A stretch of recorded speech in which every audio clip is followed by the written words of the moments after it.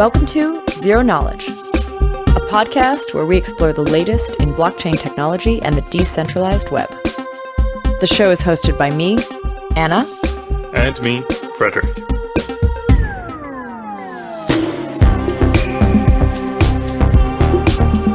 This week, we sit down with Nicole Zhu from Parity Technologies to chat about the Canary Chaos Network they call Kusama.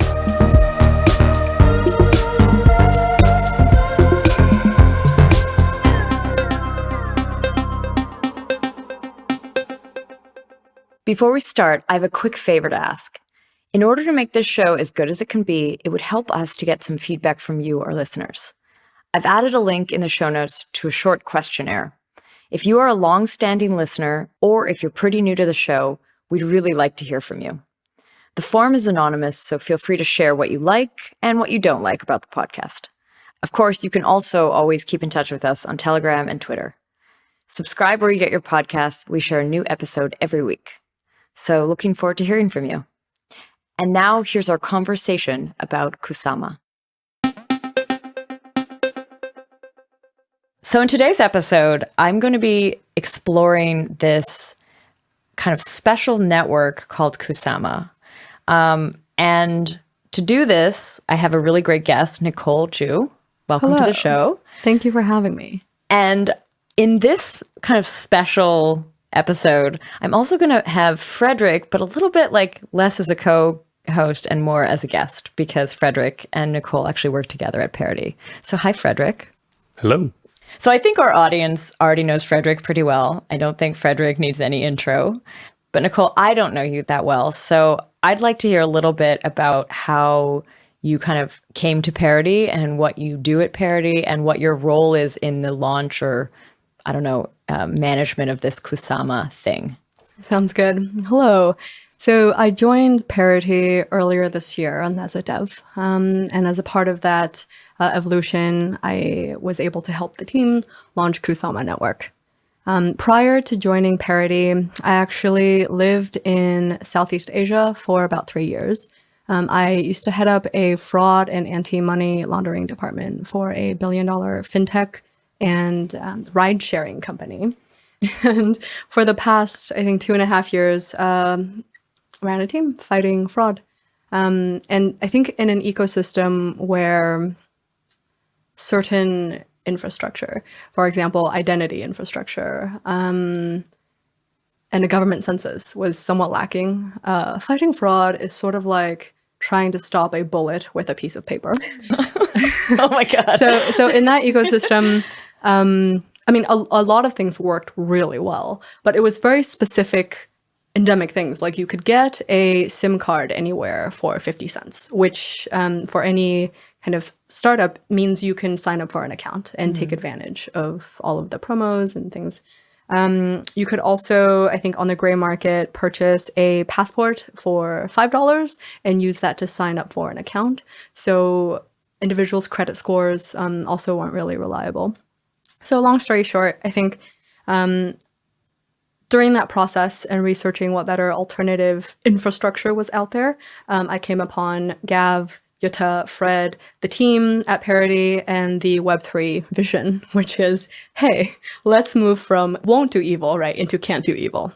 And so I saw this wonderful team that was building potentially the infrastructure that was going to power financial institutions, identity entities of the future. And that really felt like a idealistic pursuit.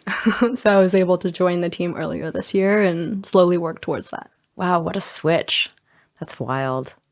I want to hear, so what is your role exactly when it comes to Kusama? Are you building Kusama? Are you working on it in a different way? I'm curious to hear how you interact with Kusama. In terms of the code contributions, very minimal. Okay. I think onboarding to the stack is a continuous challenge, albeit a very great one. For the Kusama launch itself, I got to help out on that, I think just 3 months into my time here. So for that, I played the role of a glue person. So trying to provide everyone working towards this, and it was a team effort. It took probably the work of 100 people over the course of 2 years to really launch this. with Gav's vision. And so I was able to kind of go in between things and ensure that the messaging came across, the branding came across, and folks knew what was happening. Cool. So what is Kusama then? It's sort of this mysterious, almost a testnet, but not quite a testnet type thing before Polkadot comes out. What is Kusama? It's a great question. Kusama, I think, in short, is a earlier release of Polkadot Network. It's meant to be wholly experimental. It's unaudited. And it tries to achieve two things. One is to help educate the market, like most testnets when they're launched. Most protocols are launched with very bleeding edge concepts, very bleeding edge technology, and we want to make sure that it works, that it's secure, that our assumptions are correct. And as the complementary part to that, also educate the community. The many developers we're hoping can come on to the ecosystem and figure out their integrations and other ways of interacting with our protocol. So that was the first motivation from the team, from Gav, on why we wanted to launch a earlier network. I think the second motivation for Kusama, and here is why we call it a canary or experimental network rather than just a testnet. Here's where it kind of kicks it up a notch, is that when we set out to spec how Kusama network will be launched, we wanted it to resemble as much of the economic and market conditions of mainnet, of Polkadot network, as possible. And historically, that's been very difficult to get with testnets because it comes out as a testnet. You can use that to test the utility, but the risk, the reward, the consequences, and thus the incentive structures weren't there. So it was a very interesting challenge for the team to work through of, okay, how do we get people to come into the network, try to break things without introducing very contrived, arbitrary bounties into this network? Because from a research perspective, any tiny manufactured incentive you put into this testnet, that fundamentally changes your assumption. If you say, hey, everyone, come in here and do collusion, that's not something you're going to do in the actual mainnet. No. Yeah. So thinking through, how can we do that through accurate token allocations, giving the same people Kusama token allocations as we give as whoever owns dots for the mainnet. And other things like trying to make this as community owned as possible, not having a kill switch, not trying to direct how this network evolves in the future. Why not just do a regular game of stakes? I mean, this is sort of the example of like how to launch a POS system. And you see Cosmos did it, and then there's all these other networks that are running their own now game of stakes. This seems to have become sort of a standard. Yeah. Like, what's wrong with game of stakes? Nothing's wrong with game of stakes. For what they wanted to do, game of stakes was awesome. It educated the market, and that benefits all of us together. Game of stakes, I believe, was structured to attract as many validators to the ecosystem as possible. And by putting out bounty rewards, it did exactly that.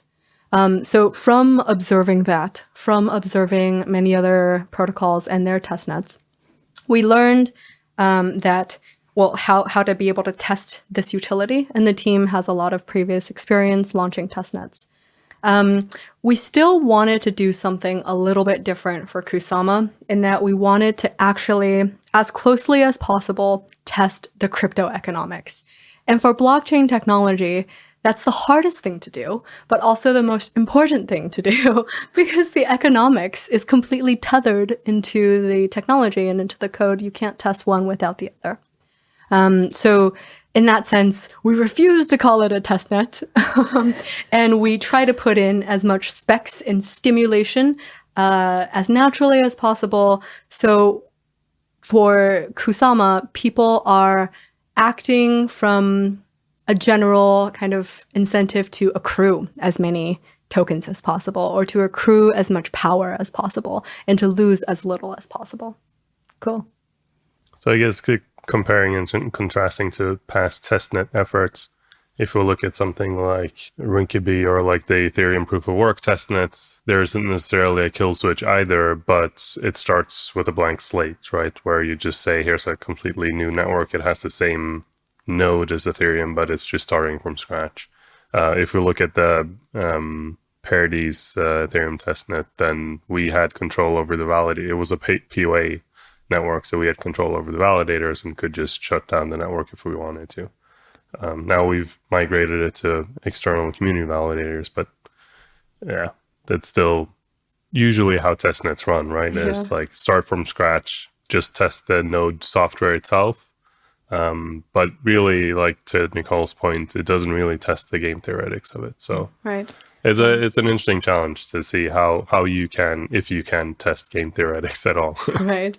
What we've just kind of covered is like the difference between Kusama and the testnets out there in the world. I think what I'd be curious to hear is you kind of mentioned like you want things to break, but like what do you want to break?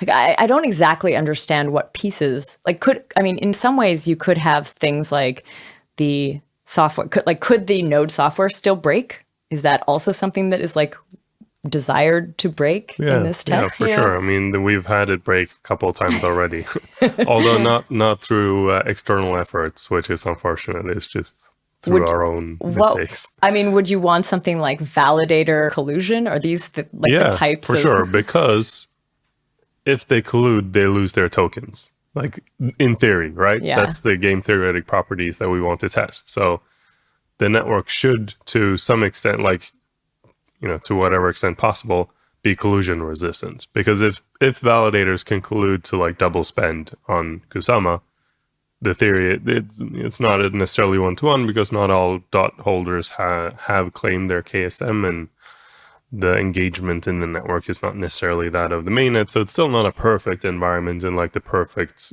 production environment for a reproducible test case. But if they can do it on Kusama, probably they can do it on Polkadot. So yeah, if they can do it on Kusama, then we want to know about that and change the protocol so that because again, the token allocation is the same. So the same investors who will hold a percentage of tokens in Polkadot mainnet are currently reflected in Kusama. And because token supply is restricted and somewhat friction to get, they're on Kusama network still fully incentivized to collude and get as many KSMs as possible. So they are incentivized to collude on the testnet. Correct. If they colluded, they'd be slashed on the on Kusama. Correct. But they would Hopefully. That's how we've designed our slashing mechanism. But then are they rewarded by the Web3 Foundation for finding this awesome thing? So that's where I think the game mechanics for Kusama is a little bit different. Okay. So for Kusama Network, we didn't design specific bounties because when we introduce bounties into a testnet, we're not going to do that for the mainnet. Once we launch mainnet, we're not going to say, hey, everyone, come together with your friends and break our network. So naturally, by introducing a bounty into the testnet, we also break some fundamental human-driven incentive structures. And so for Kusama, again, going back to having the allocations match 1-to-1 and letting the network eventually evolve to take a mind of its own, and having the community being able to take it in whichever direction, bridging it into mainnet, potentially tethering, or having some kind of experimental utility value in KSMs, that is what fundamentally motivates the users of the network to still accrue as many KSM tokens as possible. To your point of collusion, if they colluded and got slashed, they shouldn't get rewarded because they didn't break anything, right? Everything behaved as expected. If they collude and don't get slashed, they get rewarded by having cheated the network out of some KSM. Yeah. So that's the only case where they actually break something, right? Where they don't get slashed. Okay. What else do you want to test? What else should break? We want to test our design of governance. So the exciting thing about Polkadot is that the on-chain logic is upgradable. And it's upgradable through this notion of a on-chain governance, right? So everyone— Very controversial topic, by the way. Very controversial. Quick context on that. The way that the team has designed it is that it's a tricameral governance structure where the public gets a vote, there is a central council at the moment of 13 members who essentially get more of a weighted vote. And now Gavin and the team have introduced this concept of a technical committee. So if you've contributed any code to Kusama, Substrate, Polkadot in the past, you also get a vote. So when all of those dynamics and the politics of that come together, we are working with a lot of inherent assumptions. What actually happens when you give these three governing bodies the ability and completely kind of unstoppable, because all of this logic is on chain, to be able to drive the future direction of the chain? So one of the things, and the chaotic things that we're hoping to see happen on Kusama Network, is that people come on, people play politics, people try to run for office, people try to join the council, and we want to see those dynamics play out. Joining the council right now in Kusama is actually pretty easy. Last time I checked, you don't really need much KSM at all to get elected into the council. Yeah. But this is like one of the interesting things to test, right? I personally also believe like if Polkadot fails, like the most likely thing to fail is the governance system. Right. It is controversial for a reason. How do you test a governance system? Like it's insanely hard. You're never going to get the same participation as you would on a mainnet. So how relevant is this test? I don't know. But like at the end of the day, it's the best we can do, I think. And I'd say if it fails on Kusama, it wouldn't necessarily fail on Polkadot. But if it succeeds on Kusama, it's pretty damn likely to succeed on Polkadot as well. How many seats, how many of these council seats are in the public pool? I think for the first version of Kusama that was released, there were 7 seats. And to Fred's point, really anyone could come on, campaign for themselves, get enough votes to get onto a seat. At the moment, I believe it's 13, odd numbers. So that might increase to a couple more seats as we release new versions. Is there a limit? The idea is that there's a limit. Do you know where that limit is? I'm just curious, like what this public group would be like. Is it like 21? Is it like 50? Is it 100? Is it like... There's a political limit. Like you can't have a council of infinite size. Like it doesn't make sense. Yeah. But there's a technical limit as well because we're running this fragments algorithm to assign the seats, and it's relatively complicated to run. Like couldn't run it for however many members. Like I don't actually know what the performance is and like what's a reasonable size for that. It's probably larger than we'd actually want anyway. One last thing I did want to mention that does make Kusama timeline-wise a bit more chaotic than Polkadot mainnet is that the time sequence of everything. So for example, when it comes to electing your members, how fast they actually take their seats, and going back to the whole validator activities, how long your tokens are potentially bonded for before they are slashed, all of that time frame is reduced to a quarter of what we'll see on mainnet. And so this network is essentially running 4x faster. Yeah, and so through a lot of interaction and activity, we can see a lot of these dynamics play out as if it's on speed. That's cool. Yeah. So you're actually seeing like the crashes happening faster, or the... No crashes so far. I think our developer community has been very happy about performance. CPU usage has been good. Memory is running at 30%. I think we talked to a couple of validator members earlier this week, and they came back to us and they said, performance-wise, Kusama Network has been boring.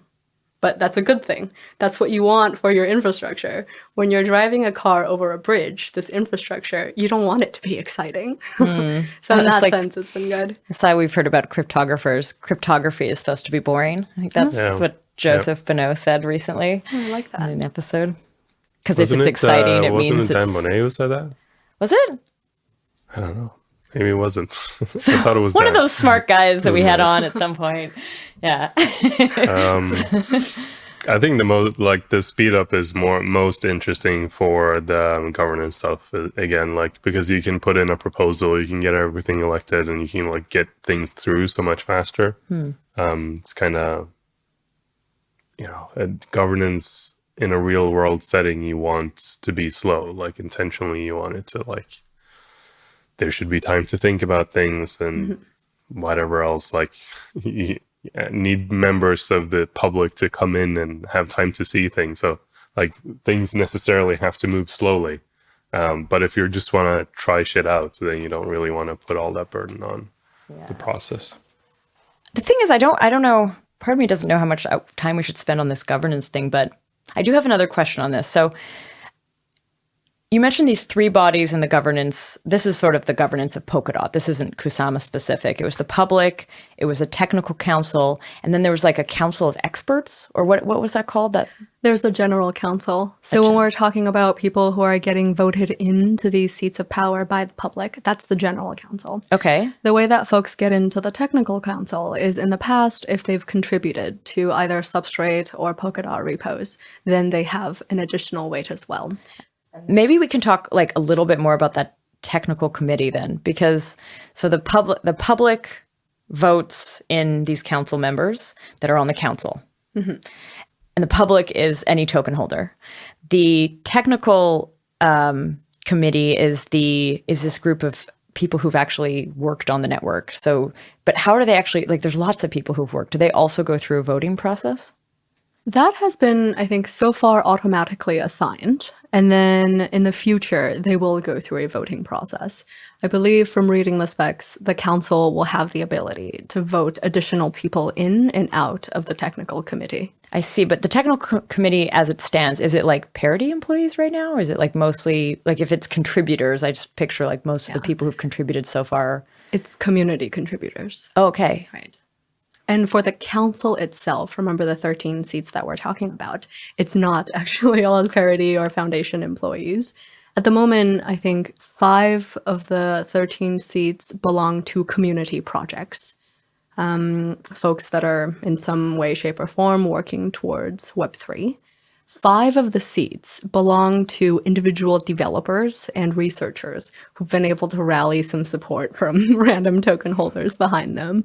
2 of the seats, I haven't been able to figure out who they are. I think it's great that they're anonymous. Oh, cool. Yeah. And there's one left in that. Great. The one last seat at the moment, I think, is Gav. Okay. He still has a pseudo key during this transition period where Kusama Network, you can think of it like it's still being in staging. Once we get everything stable and calm, then Gav will flip a switch. He will relinquish control of the pseudo key, and then the network will truly belong to the public. At that point in time, the public, any token holders, could gradually replace existing people who are seated on the council seats. Actually, so what you've just spoken about, you just sort of mentioned this, like how you're releasing this thing. So I kind of want to take a step backwards and look kind of at the beginning of this project to now. Mm-hmm. Like we're meeting today and Kusama is live and there are validators, but let's go back 3 months, 4 months. What was the beginning of this idea and how did you actually launch something like this? Because this is like launching a blockchain general. If it's going to be live and it's not a testnet, it's not something that's going to be changed in the future. So how did that happen? How was the rollout? So Kusama is a early release of Polkadot. So from a feasibility perspective, all of the code and the functionality the team already had. It was really a launch that the team had been gearing up to from the last 2 years of implementation and hard work. So the initial release of Kusama Network, I believe, came out on August 23rd. And it came out with a suite of the protocol, node tools, and it had a natively built governance that was proof of authority. And along with that, a lot of the very exciting features that the team had been working on are hybrid consensus mechanism, Grandpa and Babe, the whole kind of upgradable runtime, upgradable on-chain blockchain logic promise was also a part of that release. The initial notions of a nominated proof of stake validator selection was also launched. And some initial inklings of parachain implementations. So for context, in the Polkadot ecosystem, if you want to connect to the network of other blockchains, one of the ways you can do so is become a parachain, and that was a muchly anticipated feature. So initial parts of those implementations were all released at the same time by Gav and the team on August 23rd. Cool. And so, but it wasn't really all usable, or there was like parts that were like, I just remember it coming out, but then being like, but you can't do anything yet. Correct. You can, it's live, but it doesn't do anything. You can't do anything. It was like, it's what we would call a soft launch, right? And it's the same as soft launches in most other networks. Usually other networks do soft launches for their main nets, but we did it for this. And for some context, like we had testnets before this as well. So there was Alexander testnet, and we'll have future testnets as well. But a testnet, we already talked about the downsides, but it's also just like mostly ourselves running the infrastructure. So the soft launch, it's still just us running the infrastructure, and then we can talk more about like where to go from there and how we get in external validators, etc. But it's still like you're putting it out there in a different way, and like in a different environment. And we did see different behaviors in nodes and network behavior, and we tried to distribute the nodes a little bit better. And like we experimented on the technical side of like how we actually run this just in soft launch mode. So in soft launch mode, the only thing you're testing basically is networking and consensus. And once you're comfortable that they work, and it'll stand up to actually adding external validators who suddenly behave irrationally and have shitty networking and everything else, then we're more comfortable making that switch. So how long was that period? So it sounds like that was how you launched it. It was kind of coming off of this testnet model. It was still a POA network. How long did that stay the case? I think if we applied milestones to how Kusama has evolved, there are just 3 main milestones to pay attention to. One was the initial release, like we just talked about. The second release came, I think, a few weeks after August 23rd. And that one introduced a few new features that the team had been working on until then. And that release was interesting because we were able to upgrade the blockchain without having all of the nodes go down. And we delivered on the upgradable one-time promise. Cool. What else happened in that moment? In that like upgrade? We introduced more components of the governance mechanism. So more features with the 3 different parties that we just talked about. We enabled staking. So up until the second milestone, validators or folks who had tokens weren't able to indicate their intent to help to secure the network. So after that release, people were able to be validators and start accepting rewards. So that's currently happening on the network. I think as a part of the validating, there's another feature on the network called nominating. So not all of us are going to invest in the time, the money, and the resources to set up our own nodes. It's such a technically intense process. So there's a notion of, if you have tokens, you can pick your favorite validators and put your money behind them, or put your utility tokens behind them, through a process of nominating. So that was also turned on, I believe, in the last release. So now if you have any Kusama tokens, you can actually select your top 16 most favorite validators and say any additional tokens they earn by securing the network, I will get a portion of that as well. And conversely, if they get slashed and punished for bad behavior, then I get a little bit of my stake taken away as well. Okay. I mean, this is delegation in other networks. I think correct. Most of our listeners, I imagine, are pretty comfortable with that. What is kind of neat, and this is sort of neat in the Polkadot context, and I guess in Kusama too, is this idea of having within the nominating process this decision to nominate to a bunch of different validators. Right. And then there's some sort of proportionate delegation or nomination, right? It's like, correct. How is that working, right? Like, I know kind of how it was planned for Polkadot. I don't know if we ever covered it on the podcast, but I feel like I've seen that at least. But how is it working in Kusama? The way that we help people choose their validators is through something called Fragments method. I believe you can select up to 16 validators. And then the function automatically distributes the amount of tokens between all of the different validators. And some of the levers and some of the math behind it has to do with you don't want to put everything behind the biggest validators, because if they make a mistake, you will get disproportionately slashed more than if a smaller validator that you backed made a mistake. Conversely, the amount of tokens that you would earn from backing a big validator versus a small one is actually equivalent. So in the team's design of validation rewards and punishments, it pushes us towards a more equal incentive structure that pushes for as many small guys to be validators as possible. And I think that's the fun, quirky design motivation behind Fragment's method. How many validators are there now? I think we've capped the network to 100. Okay. Very soon, the team might up that to 150. From speaking with researchers, and don't quote me on this, I think we can scale up to 1,000 validators without any concerns or issues. And of course, for a truly decentralized network, the goal is to get much higher than that. At the moment, it's capped to 100. We have 40, I think, waiting in the pool. And that's, I mean, I know that like if you look at the Cosmos network, and I think if you look at a lot of the other POS systems, 100 seems like it's a nice place to be in for a period of time, especially I think during testing and wanting to see some of the behaviors. What's the challenge with going bigger? Like, why don't those networks that have been live for longer, why aren't they bigger? Do you know? Yeah, it has to do with, well, I can speak about one of the constraints on Polkadot Network. One of the biggest value propositions for becoming a parachain or using the parathreads in the network is that you benefit from pooled shared security.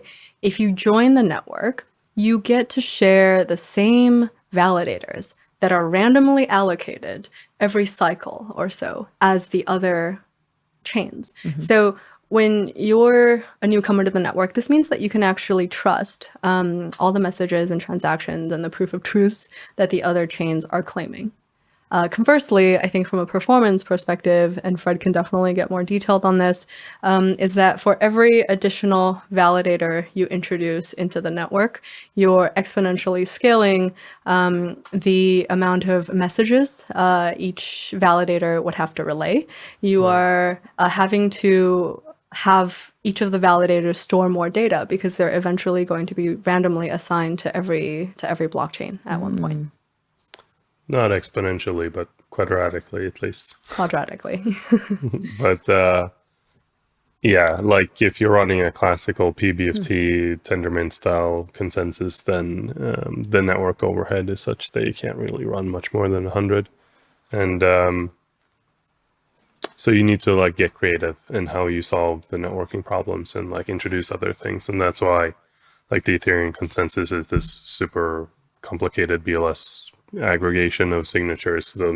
Their goal is to have like 4 million validators on day one or something. And I don't think it's quite that many, but yeah, something like that.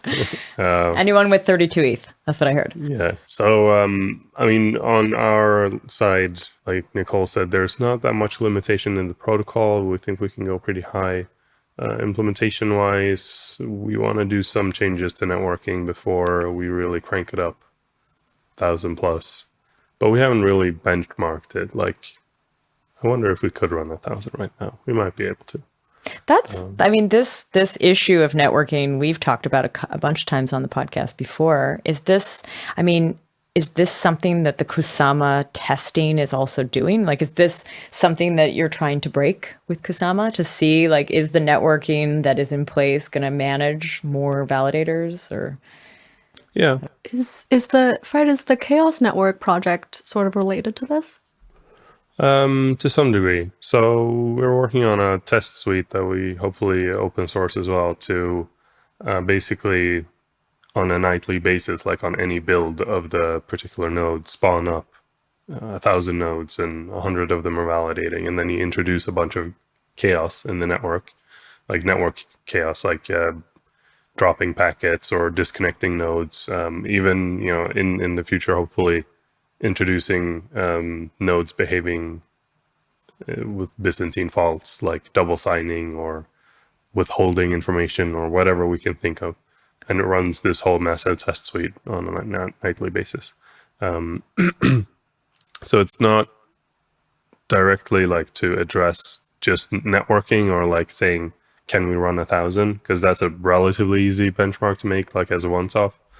But there's so much other stuff that goes into this. So if we're also thinking about like, why is the validator set what it is? Well, it's in part, how many validators in the world are there that are competent enough to run like a validating service? If we had 1,000 right now, could we attract 1,000 good validators? Probably not, especially not on Kusama. Maybe we can on, or hopefully we can on Polkadot. Otherwise, we probably failed. But on Kusama, like there's naturally just less interest. So how many good validators can there really be? Yeah, there's a lot of considerations into like what you test and how far you go in these things. I would hope that like in the future, Kusama sticks around and it is a place where we can do more crazy shit. Like, I mean, it eventually won't be up to us, right? Like it'll be a community managed network. So we will have to make a governance proposal to say, hey, let's increase the validator set to 1,500 and see if things break. I hope we can do some more crazy experiments with Kusama. What other kind of like, so I think I'm trying to get my mind around what an experiment is on Kusama. So we've mentioned a few. It's like governance experiments. It's like maybe seeing how many validators, although it sounds like there's some other kind of project focused on experimenting on that front. But what else could you do? What else could break? I think the most interesting experiments come with reward and consequences. So once the network enters into the third milestone, which is when all of the features will be fully unlocked. And as a part of that, I think the democracy module, as well as the ability for accounts to transfer tokens to each other, will be enabled. And I think the treasury will also be enabled. And that's where I think the experiments could get very interesting. The idea of the treasury is that it's a big pot of tokens. The network has a natural inflation, and for every era, a certain percentage of the tokens that happens as a part of inflation gets paid to validators, and then the remaining goes into this big pot of tokens. And so, as a community member or anybody who holds even one Kusama token, you can make a proposal for how you want to use the tokens in that treasury. So we've had some ideas come through. So there's going to be a Kusama art competition where kind of leaning on Kusama's whole imagery of being very chaotic, glitchy, hot pink everywhere. There's going to be a monthly art competition, and the winner of that competition could potentially get 4,000 Kusamas, which is more than enough, I think, to vie for a validator slot if their art piece wins. It's almost like, I mean, is that the treasury then is a bit of a founder's reward or something like this? This is the topic we constantly bring up here. This is sort of like the treasury, is this just on Kusama or is this already built into Polkadot as well? It's built into Polkadot as well. But I guess, like, what will Kusama's dealings with that show you? Like, kind of what are you looking for? I mean, one thing to obviously look for is, will people just exploit it? I mean, especially as it's handed over. Like, there's so many theories. I mean, if we talk about vote buying and like all of the writings of Phil Diane and like the major like opponents of on-chain governance, they all say like, no, the system can't work because there will be like outside of blockchain systems that will corrupt everything and it'll all fall apart. So if you have a treasury with a lot of money in it, you know, according to their theory, there should be some outside vote buying or whatever to basically say, just take all the money into the treasury. Yeah. There are a lot of ways to take advantage of this big pot of tokens. Ideally, what we'd love to validate and the original, I think, intent behind something like the treasury is that the community will use it to fund their projects that contribute as a part of the ecosystem. For a long time, I think for those of us who do contribute to open source, we do it in our spare time. We don't get paid for it, and it's really something that we do in addition to making a living. in this vision of Web3 that the team has, that shouldn't be the case. You should be rewarded for your contributions. And ideally, through governance and everyone being able to get a vote, we will trend towards the more optimistic end of the spectrum rather than abusing the treasury. Though, for all intents and purposes in Kusama Network, if either happens, we'll be very glad to see it. Cool. Because it teaches us something new. Yeah, this is super interesting to see this particular case in action, because this is something that like we've talked about a lot. People have theorized about. We've seen a few founder reward type things in practice, but those were usually controlled by a small group of like very community oriented people who've like, seemingly acted in very benevolent ways. But like replace those people with non-benevolent people or malicious folks. Anonymous people. Then you don't know how it works. So this is going to be totally interesting. Will the Treasury, like who decides on the Treasury? Is it the public voting? Is it the council voting? Is it the technical council? Is it anything to do with that, with those two groups that you mentioned just before? I might be wrong here, but I believe at the moment it goes through the same voting process. As any upgrade? Correct. Oh, wow. But that would be really intense if you're talking about like all these, like this is almost like you'd have grant proposals and then... Yeah, like if it's going to be, give me $10 for making this PR, then it's probably a bit much. That would be overkill. Want to establish something else for that. Yeah. But if we're talking about grant proposals, like larger, give me 10K to build this thing or 100K or something, then I think it might, hopefully it would still be reasonable. I wonder, like, has the team been looking closely at like what Aragon and like that, because they do that, like for every single grant, for even like the teams building Aragon itself, like the marketing team, like every element of a company in their system, in their network, has to apply for these. Not really grants, but like for funding, and then it's all voted on in this very, very kind of on-chain way. So like if the vote comes through that, the marketing department gets their funds, then they get their funds. And it's really, it's interesting to see, but I'm wondering do you consider the Treasury a DAO? Do you consider the Treasury Allocation's DAO activity? Some way it is, yeah. Depends on how you define a DAO. Is it an organization? It's a treasury. But I guess it's like really similar to the original like vision of the DAO that crashed. That was the same thing, right? Try to collect a bunch of money and fund projects with it and just vote on what gets funded. I kind of want to go back to the public and maybe define the different levels like of actors. So you said the public is everyone who has a token, even one token. Correct. So that's like every Polkadot address, basically. Correct. Are there other actors? Like you have the token holders, you have the node operator, you have the validator, you have the council member on the public council, you have a technical council member. Are there any other roles? I guess you have the nominators would be public. Anyone with a address can delegate or can nominate. Are there other actors in the Kusama network? As the final upgrade, or not the final one, but the next upgrade for Kusama comes out, and again, once the transfers are activated, really anyone in the public can go to our somewhat frictioned faucet, but be able to get a Kusama. So I think the public ownership of parts of the Kusama network will grow.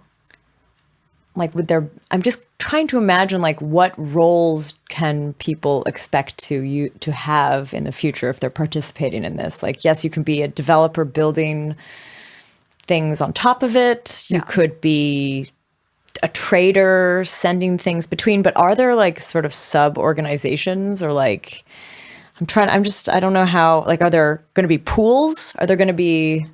I guess that's sort of part of what we're trying to find out as well. And you described all the obvious ones, and I think those are all there. But yeah, what like subgroups or sub-organizations will form? I'm not sure.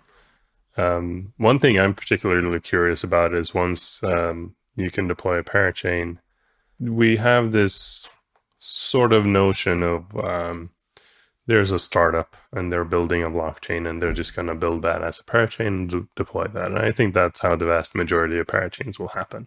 But it's not a super exciting way to build a parachain. It's not that far from the traditional VC model of building a startup.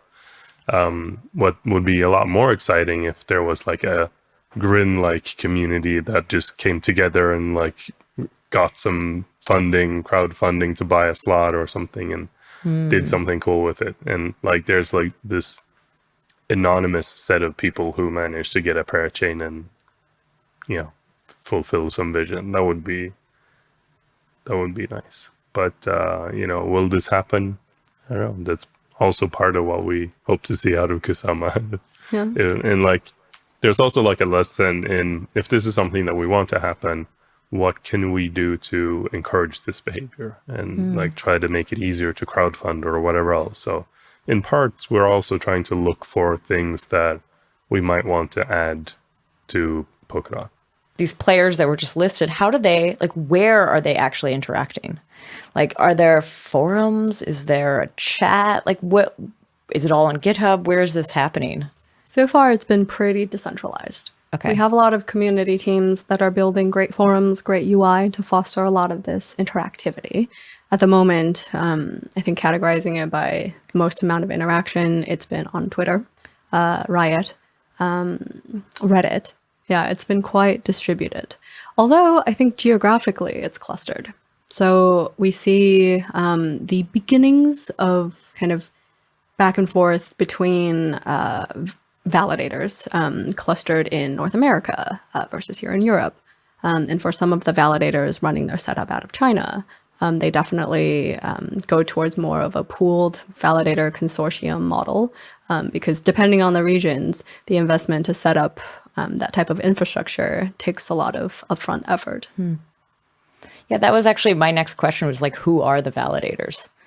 Like, so you sort of map them out in a way. There are some groupings, but are they mostly so far like professionals? Are they teams that, you know, are validating on other networks already, or what do they look like? So far, it's been a very even spread of experts, consortiums that have dedicated talent researching these things and never getting slashed, and potentially signing agreements with larger dot holders to ensure that that doesn't happen. For us, going back to our previous point of that fundamentally the rewards and slashing mechanisms on Polkadot Network encourages the smaller players to come out. Anybody can set up a node as long as you figure out the setup so that you don't get slashed all the time and get an equal amount of delegated or nomination votes behind you. So we also see a very large, long tail of people we don't know all around the world. We just saw this world map infographic, and it is really evenly spread all around the world, with one node operating out of Cape Town, another one mysteriously in the middle of the Pacific Ocean, but very distributed. Cool. Are there, but like, so this idea, this is actually, I mean, I think we talked about this. I heard about this distributed validator breakdown and how you'd like delegate across the spread, but like, then are there, like, how do you have a big validator then? Because it sort of sounds like there are no big, it sort of sounds like an evening force where like. I mean, that's what it's trying to do, but what a big validator actually means is that you run for multiple validator slots. Oh, I see. Okay. So you're kind of saying like, I'm a big player. I've oversubscribed this validator slot. I'm going to start a new one. Like I'm both this guy and this guy. So vote for both of us because they're both me. Oh, I see. So you could take over things that way. But you know, the danger is that people do that without saying it and just like pretend to be multiple people, but they're actually the same. But the hope is that people will either see through that, or there will be some analysis tools in the future to see that, how tokens transfer or whatever else. But yeah, this is one of the things that we want to see, you know, the behavior of in an actual economic environment. Correct. And I think to further prevent that eventual clustering, because human incentives wise, we all want to put our money with the most reliable infrastructure. There are more punitive details that go into how slashing works. I believe in terms of like the most egregious punishments, at the top, it's definitely if you're double finding something. At the very bottom of the spectrum, it's if you go offline. In the middle, I think somewhere in the middle is if, to Fred's point, the multiple slots that you've occupied, they all behave similarly, meaning the specific footprints and the traces that you leave in terms of how you validate and behave on the network is and similar. like what your downtime is. And, Correct. Yeah. When those things are aligned and it's similar, the slashing will be a bit higher than normal. Yeah, so this is like collusion resistance slashing. Basically, if one person goes offline one time, it's fine. They're not going to lose much or anything.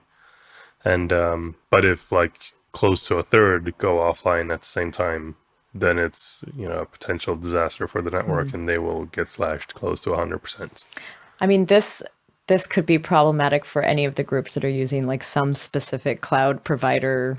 Correct. Server location, that if that goes offline, and every validator that happens to be holding their validation node That's there. why we encourage people to not host everything in the same place and punish them if they do. What do you make? I mean, I'm curious to hear what Kusama's engagement is with those validator services that are emerging. Do you want them to participate on the network, or do you not? I think when there are resources going into setting up a team, getting the right infrastructure, investing enough research and time into making your infrastructure truly robust, it ultimately adds towards securing the network. So it's all about having an evening effect, having a proportion of validators that are highly specialized. And one of the interesting indirect effects of this, and this came from some user interviews with how certain dynamics are already starting to happen around Kusama Network. Some of these very professional validator services actually promise the token holders who delegate their tokens to them, in the event of slashing, they will sort of take on that responsibility. So the indirect effect of that is, well, number one, the network is more secure, but number two, more people are attracted to this ecosystem because the services you are getting for owning a stake in this protocol is much better, and it's a better experience. And if you're a big whale investor, or if you're just an individual who holds one or two tokens, you want that experience. So ultimately, I think having those entities is great, but not having them dominate the network through some of the incentive structures we've put in place is good. Because we've also learned from observing other protocols where all of the power and all of the stake ultimately aggregated towards these validator consortiums. Yeah. I mean, I've been in a room with 4 entities that controlled basically all of the existing proof-of-stake networks. It's not a super pretty scene if you believe in decentralization. But I think this is a larger problem that goes back to like token distribution as well, and like a lot of other things like that. How do you get better at token distribution? Like, how do you, like, this is a core problem of proof of stake, and why there are still people who prefer proof of work, because it allows anyone to like come in at ground level, whereas proof of stake, it is necessary to buy in, so you need to have money in the first place. What I want to hear now is a little bit about this last phase. Sort of you mentioned that there's this phase coming, but like, when is that phase? What's the plan for that phase? Because like right now, what can we do? Right now we can validate, nominate, Claim your dots, or claim your Kusamas. Claim Kusama. Run for council. Okay.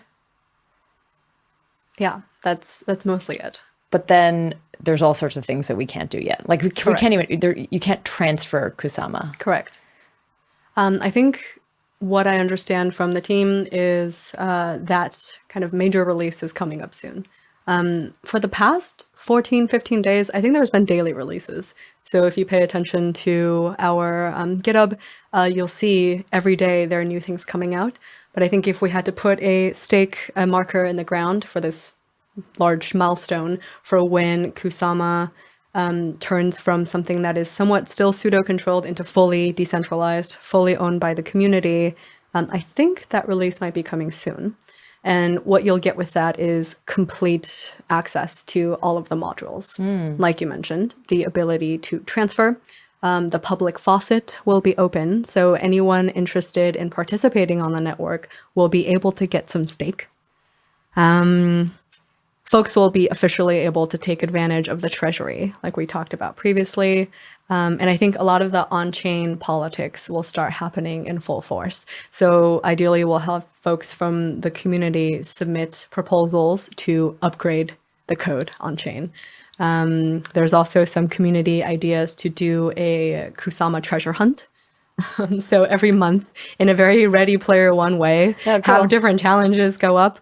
Really, I think when all of the features get released, you'll be able to do anything because you'll be able to vote on decisions and then you'll be able to pay out based on those decisions. So given that recipe, you could really do anything. Cool. Looking back over this experience and maybe looking forward, what do you think is the biggest challenge of releasing a new network into the world? Yeah, I think there's definitely the technical challenges, but we're lucky to have a really superb team. Maybe single challenge was a hard question. Maybe just some challenges that you... Maybe an unconventional challenge. I think there was a bit of a branding challenge because we wanted to release this early experimental, chaotic thing and set expectations that we want to break it together. But at the same time, also have some risk and reward that's not contrived. So we didn't want to put concrete bounties into this program. And ultimately, we came upon this very chaotic, again, hot pink, super experimental, expect things to break narrative. And we weren't sure if that was going to resonate with folks. But once we launched it, so far, in the past 3 months, it almost feels like Kusama has developed a little bit of a cult following. That's kind of what you'd want from something like a Chaos network, no? Yeah, that messaging really resonated with hackers all around the world. And there are very many quirky things that come as a result of that. For example, this past Halloween, there was a trending hashtag called #BleedingEdge, where people just made these quirky Kusama GIFs and memes to talk about the network, and they all shared it on social media.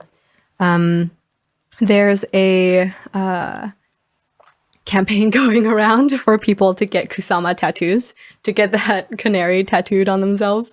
So very interesting behaviors have come around this branding, and I think that was a very nice surprise for the team. Cool. All right. Well, thank you so much for being on the podcast and sort of helping to get inside this mysterious Chaos Canary Network called Kusama. Thank you for having us. And to our listeners, thanks for listening. Thanks for listening.